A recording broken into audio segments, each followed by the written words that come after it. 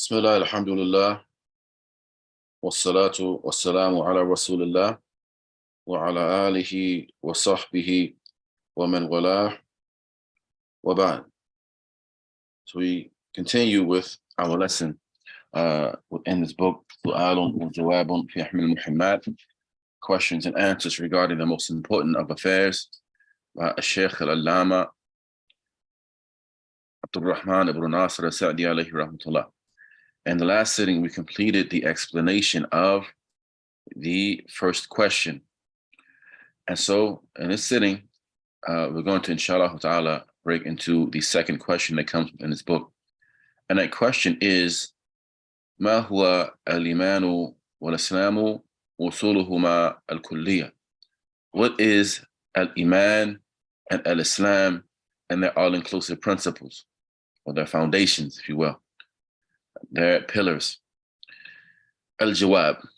In the response, the Imam As-Saa'di, he mentioned, al-Imanu huwa التصديق الجازم بجميع ما أمر الله ورسوله بالتصديق به المتضمن للعمل.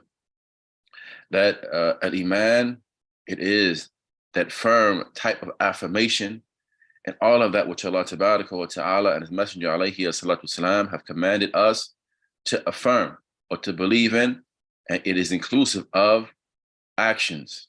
It is inclusive of actions. And those actions, they necessitate and make up al-Islam. The actions necessitate and make up al-Islam. وهو الاستسلام لله وهو الاستسلام لله وحده. It is to yield or to submit to Allah Tabaraka wa Ta'ala alone, والانقياد لطاعته, and to yield to Him obediently. This is a general definition of what al-Islam is and what al-Iman is. That tasdeeq al-jazm, at-tasdeeq al-jazm, yani the linguistic definition is that tasdeeq, that firm affirmation of all of that which Allah Ta'ala, His Messenger, have affirmed or that have commanded that we should have a tasdeeq in, that we should affirm and believe in. Now, it is inclusive of actions, and those actions necessitate al-Islam.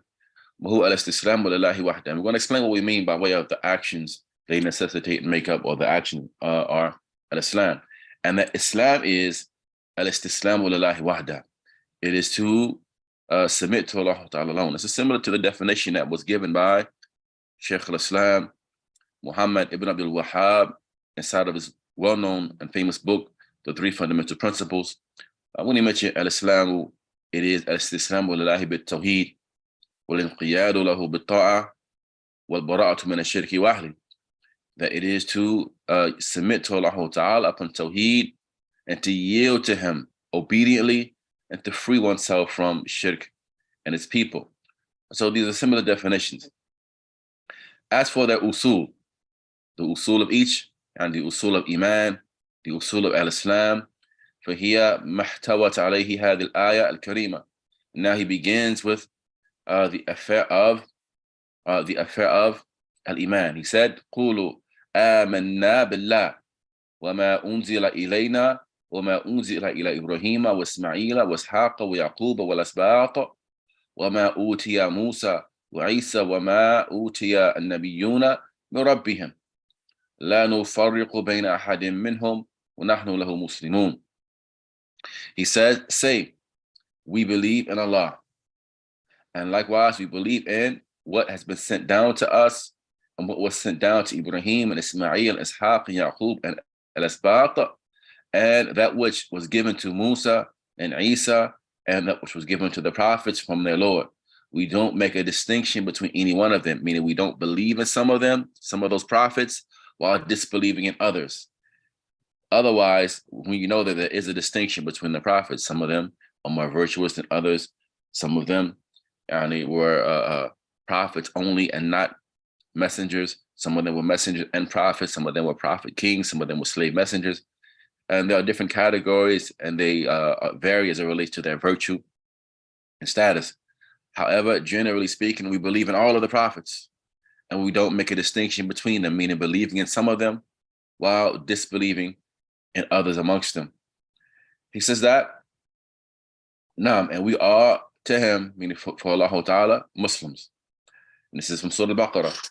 وما فسر به النبي صلى الله عليه وسلم في حديث جبريل وغيره حيث قال, and similarly that is that which the Prophet عليه الصلاة والسلام has given details to and explained within the hadith of Jibril. Other than that, for he said عليه الصلاة والسلام الإيمان أن تؤمن بالله وملائكته وكتبه ورسله ويوم الآخر والقدر خيره وشره أو أن تؤمن بقدر خيره وشره. He said that Iman is that you believe in Allah, you believe in the angels, you believe in the books, you believe in the messengers, you believe in the last day, and likewise the divine decree, it's good as well as it's evil. And he mentioned alayhi sallam concerning al-Islam, huwa an tashhada an la ilaha illallah wa anna Muhammadan Rasulullah. That Islam, it is that you testify that none has the right to be worshipped in truth except Allah, and that Muhammad is the messenger of Allah. وَتُقِيمَ الصَّلَاةِ وَتُؤْتِيَ الزَّكَاةِ وَتَصُومَ رَمَضَانَ وَتَحُجَّ الْبَيْتِ, and likewise that you establish the prayer, and that you pay the zakat, and you fast Ramadan, and you make hajj to the house. فَفَسَرَ الْإِيمَانِ بِأَقَائِدِ الْقُلُوبِ وَفَسَرَ الْإِسْلام بِالْقِيَامِ بِالشَّرَائِعِ الظَّاهِرَةِ. As-Saa'di, he goes on to say, so therefore he explained al-Iman to be the belief system of the heart, that which the heart believes in. And he explained al-Islam to be the establishment of the outward legislations of al-Islam.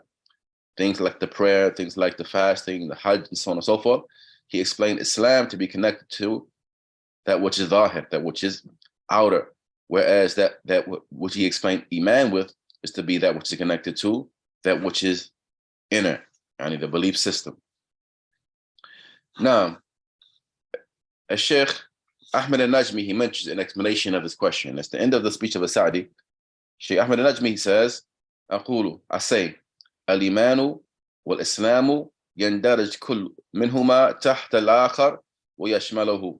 That these two terms, when you mention al-Islam and al-Iman, that these two terms, they come under one another and they contain each other. إذا ذكر كل واحد منهما منفردا, and this is if each of them are mentioned separately. If each of them are mentioned separately, meaning that if you mention Islam separately, then it includes Iman. If you mention Iman separately, then it includes al-Islam. There's no Islam without Iman and vice versa. So anytime Allah Tabaraka wa Ta'ala, he mentions in the Quran, Ya ayyuhalladhina amanu, O you who have Iman, he's speaking as well to those who have Islam. And when the Muslims are mentioned generally, then this is inclusive of those who are not just Muslims on the base level, they also have Iman. Now, so when they're mentioned separately, then they come together. As it said, that if they separate, they come together. But if they come together, they are separated. Right? As the Shaykh he mentions here, أما إذا ذكر معان, as for if they are mentioned at the same time, like that which came in the hadith of Jibril, فإنه في هذا الحالة يطلق الإسلام على الخمسة الأركان المعروف الظاهرة. Then when you mention them together, then the term Islam is applied to those 5 pillars that are outward: the testimony of faith, the shahada, the salah, the zakat, fasting, and hajj. So when you mention these two terms together, Islam is applied to that, the outward affairs. And as for Iman, it is applied to those inner beliefs that the Muslim holds. وَكُلٌّ مِنْهَا يَدْخُلُ تَحْتَ الْآخَرِ مِنْ وَجْهٍ. And so each of these affairs, they come together from one angle and they're separated from another angle. Now, and so the first of them, you have the statement of As-Saa'di when he spoke about the affair of al-Islam. He says, يستلزم الاعتقاد بما تضمنه من شهادة أن لا إله إلا الله, that it is connected to the i'tiqad and that which is comprised and made up of this testimony that لا إله إلا الله وأن محمد رسول الله. فهذا القول يدخل به العبد في الإسلام. So by way of this statement, when a person says this shahada, by way of that he enters into the deen of al-Islam. By way of that he enters into the deen of al-Islam. Now, and that is the testimony of Allah Ta'ala's wahdaniyah, of his uniqueness and his oneness, and negating that uniqueness and that oneness for everything that is besides Allah Ta'ala. Wa shahada لرسوله صلى الله عليه وسلم بالرسالة, and that you testify to the risala for Muhammad alayhi wasallam, that Muhammad alayhi wasallam is the messenger of Allah. This is what you are attesting to when you say the shahada. Now, and so فَمَنْ لَمْ يَقُمْ بِهَاتَيْنِ الشَّهَادَتَيْنِ لَمْ يَكُنْ مُسْلِمًا. So therefore the individual who does not establish or does not come with these two statements, he does not make these two statements while having the ability to do so, while having the ability to utter them, because some people may not have the ability. Perhaps they have this firm belief and they attest to it and testify to it with their heart, but they are mute, unable to speak. They are a mute person who is unable to articulate himself, but he understands this concept and he holds to it in his heart while not having the ability to speak. Then it is not a condition that he speaks if he doesn't have the ability to testify to it. But as long as a person has the ability to testify to it, but he never does, then this term Islam is not applied to him, even if he may inwardly believe that, as has come regarding Abu Talib, mathalan, the uncle of the Prophet alayhi wasallam. He believed wholeheartedly that Muhammad alayhi wasallam was the messenger of Allah. But pride for his ancestors and pride for his family prevented him from uttering the testimony of faith, even though he believed it. Even though he believed it. So while a person has the ability to speak, he must utter that testimony in order for him to enter into al-Islam. For the Messenger of Allah said, alayhi wasallam, umirtu an uqatil an-nas hatta yaqulu la ilaha illallah. I've been commanded to fight against the people until they utter the statement, until they say it, la ilaha illallah.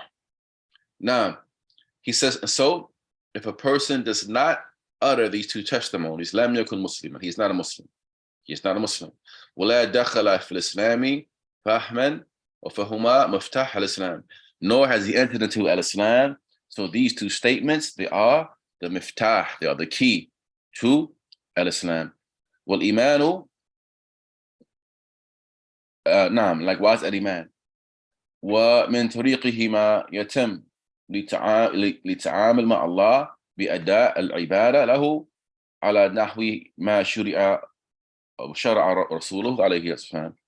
He says, and by way of them, one completes and perfects his dealings with Allah Ta'ala by way of enacting worship for him, based upon that which the Messenger alayhi salam has legislated. وأما بقية الأركان فكلها فعلية. As for the rest of the arkan, meaning the pillars of al-Islam, then they are all fi'liyah, they are all actions that we do. So the first pillar of al-Islam is a statement that we make. And as a result of that statement, what it makes binding upon us is that we act upon it by enacting worship. By enacting worship for Allah Ta'ala alone. But the rest of the pillars of al-Islam are all actions. So the first is a statement, which makes certain things binding upon us, and the rest of them are action that we do. The salat, for example, the prayer, the fasting, the hajj, the zakat, these are all actions that we do. وَأَمَّا وَأَوَّلُهَا الصَّلَاةِ. The first of those actions is the prayer. وَهِيَ تَتَعَلَّقْ بِالْبَدَنِ. It is connected to the body. It is connected to the body. وَيَشْتَرِكْ فِيهَا اللِّسَانِ وَالْقَلْبِ وَالْجَوَارِحِ. And the tongue, the heart, and the limbs are all connected to it. Now, the tongue, by way of the aqwa that we say throughout the course of the prayer, the recitation of the Book of Allah, the adhkar that I said within it from the tashahhud and other than that. And likewise, the heart must be attentive in the prayer. And the heart is not scattered, thinking about this, thinking about that. and the limbs or the body parts as well, right? Because we prostrate upon the 7 limbs. When we bow, our backs bow, and our hands are placed upon our knees. Our forehead is placed upon the ground when we prostrate, and other than that, Naam. So the body, so this yani, it is inclusive of the tongue, the heart, and the body. وأما الزكاة, as for the zakat, وهي تتعلق بالأموال, it is an act of worship that is monetary. It is connected to one's wealth or one's money. بأن يؤدي العبد الفرائض التي فرضها الله في أنواع المال سواء كانت الزكاة حبوبا أو مواشي أو نقودا أو عروض تجارة كما هو معلوم في كتب الفقه. He says, so it is connected to the money by the servant paying that obligatory amount that Allah Ta'ala has made binding upon the various types of wealth, whether that may be zakat, that is upon yani the hubub, it is upon yani one's crops and the likes of that, or mawashi, or upon one's property, his land that he owns, or it is upon one's money, or it is upon the urud tijara of one's yani those commodities that he has for sale and business, kama huwa ma'lum, as is known within the books of fiqh. As we mentioned earlier in the sisters class that we had, that zakat is not just yani money only. It's not just money only. It is upon different categories of affairs, even to the point that if a person has livestock animals that he owns, zakat is due upon that livestock animals. So all of those affairs and categories of wealth that zakat must be paid upon, the one is bound and obligated to distribute that. وأما الركن الرابع, as for the fourth pillar, فهو صوم شهر رمضان بنية الإمساك عن الطعام والشراب والجماع ومقدمات من طلوع الفجر الثاني إلى غروب الشمس. It is fasting in the month of Ramadan with the intention of withholding from food, drink, and lawful relations, as well as that which leads to it, from the appearance of the second dawn up to the setting of the sun. وهذه الفريضة تتعلق بالشهوات الثلاث. And so this obligation, this pillar of al-Islam, it is connected to the 3 desires that Allah Ta'ala has created us with: the desire for food, the desire for drink, and the desire for relations. These 3 desires, they are the foundation of the shahawat that Allah Ta'ala has created us with. Now, He has created us with yani, a desire for food, likewise a desire for drink, and a desire for intimacy. And every desire that Allah Ta'ala has given us, He has given us a permissible outlet for it, and there's an impermissible outlet for it. As for the permissible outlet, for the desire that we have for food, then we eat from that which is lawful and good.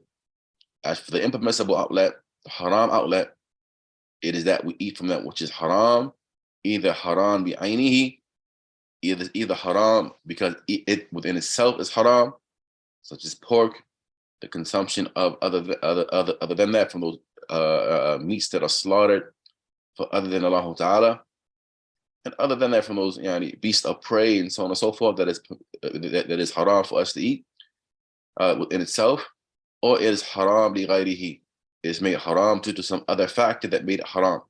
Perhaps it is haram because it was purchased with ill-gotten gains and the likes of that. And so, as for the permissible outlet for the desire that we have for drink, then we drink from that which is lawful. And the impermissible or haram outlet for it is that we drink from that which is unlawful. Similarly, there's a permissible outlet for relations, and that is that we are intimate with our wives, our lawful spouses that Allah Ta'ala has created for us and allowed us by His mercy to get married to. And for the impermissible outlet for that, it is that we are intimate with someone who is impermissible for us. And so, as it relates to these 3, then we withhold from them during the daytime in the month of Ramadan, as long as we are from the category and class of people who have the ability to fast. And we do this making imsak, seeking nearness to Allah tabaraka wa ta'ala. I yumsik anha fi hadha al-waqt ubudiyatan lillah, meaning that we withhold from these permissible things that are at their origin permissible for us within this time frame out of worship for Allah ta'ala ala muqtada shar'uhu or shar'ihi alladhi shara'a ala lisani rasulihi sallallahu alayhi wa sallam. And we do so based upon his legislation, which has been stipulated upon the tongue of his messenger, alayhi salatu wasalam. Now, والركن الخامس, the fifth pillar of al-Islam, هو حج بيت الله الحرام مرة في العمر وكذلك العمرة. It is that one perform Hajj to the sacred house of Allah Ta'ala at least once in his lifetime. This is the pillar. This is the pillar. وكذلك العمرة. Similarly, Umrah, meaning similarly, the majority of the ulama hold that one Umrah in one's lifetime is obligatory, just like Hajj is. However, Hajj is the pillar. Hajj is the pillar, and then one Umrah in your lifetime, it's not a pillar from the 5 pillars of Islam, but it is an obligation nonetheless. And this act of worship, Hajj, similarly Umrah, it is both monetary and bodily, meaning you do it with your money and you do it with your body. You do the actions of Hajj or Umrah with your body, and you spend your wealth to get there. You spend your wealth to get there. And you spend your wealth upon the Hajj, upon the sacrificial animal at the end of the Hajj, and so on and so forth. Now, Amma al-Iman, as for al-Iman, he says, for Arkanahu Sitta, its pillars are 6 in number. Its pillars are 6 in number. وَكُلُّهَا تَتَعَلَّقْ بِالْاعْتِقَادِ, and all of them are connected to i'tiqad, and the belief system that we hold.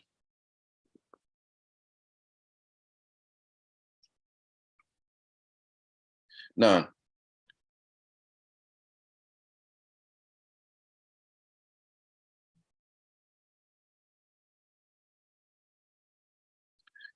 all of them are connected to our belief system. So the first of these pillars of al-Iman is al-Imanu billah, is to have Iman in Allah tabaraka wa ta'ala. It's Iman in Allah tabaraka wa ta'ala, meaning that we have Iman in his existence. We have Iman in his existence. That Allah ta'ala exists. Now, wa qudratihi, we have Iman in his power and his ability to do all things. Wa ilmihi bi kulli ma'lumin, and him having knowledge of all things and Allah's wisdom within his creation and his management and control over all of that. وَمَا يَتَعَلَّقُ بِذَلِكَ مِنْ صِفَاتِ اللَّهِ عَزَّ وَجَلَّ عَلَى وَجْهِ اللَّائِقِ بِجَلَالِهِ.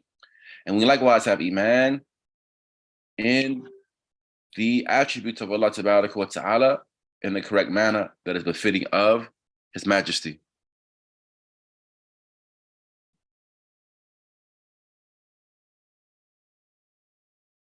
Now, he says, والإيمان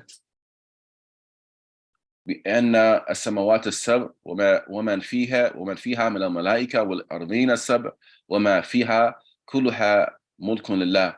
And likewise that we believe in the 7, and the fact that the 7 heavens and whoever whatsoever is within them, as well as from the angels and the 7 earths and whatever is within that, all of that is the dominion and kingdom of Allah Tabaraka wa Ta'ala. يتصرف فيها ويدبرها, and he manages and controls all of that. وأن الدنيا دار الابتلاء يبتلي الله فيها عباده بالغنى والفقر, and that the dunya is the home and the abode of test and calamity or trial that Allah Ta'ala tests within his servants by way of enriching some and making others poor, and giving life as well as causing death, health, sickness, and Iman and disbelief. He gives these things to those of his servants that he wills, based upon his wisdom, subhanahu wa ta'ala. Now, وأن البعث بعد الموت لا بد كائن, and that the resurrection after death, it is something which is inevitable. It will inevitably occur. وبعد البعث سيتم الحساب على جميع العباد. And after the resurrection, Allah Ta'ala, He will administer justice and reckoning upon all of His servants. And He's going to reward each individual in accordance with his or her actions. If the actions were good, then the reward is going to be good. And if the actions are evil, then the reward similarly is going to match that action, because al-jaza min jins al-amal. The jaza, the recompense and the reward, will be from the same category as the action that was done. وَأَنَّ الْجَنَّةَ دَارَ الْمُطِيعِينَ, and that paradise is the abode of the obedient. وَأَنَّ النَّارَ يُقَابِ الْعَاصِينَ, and that the hellfire, it is the abode of the sinners and the disobedient to Allah Ta'ala. And perhaps we'll stop here, inshallah ta'ala, for the sake of time, as there's another lesson that is about to start. Allah knows best. We'll pick up at this point from belief in the angels in the next sitting, inshallah ta'ala. هذا وصلى الله وسلم وبارك على نبينا محمد وعلى آله وصحبه أجمعين.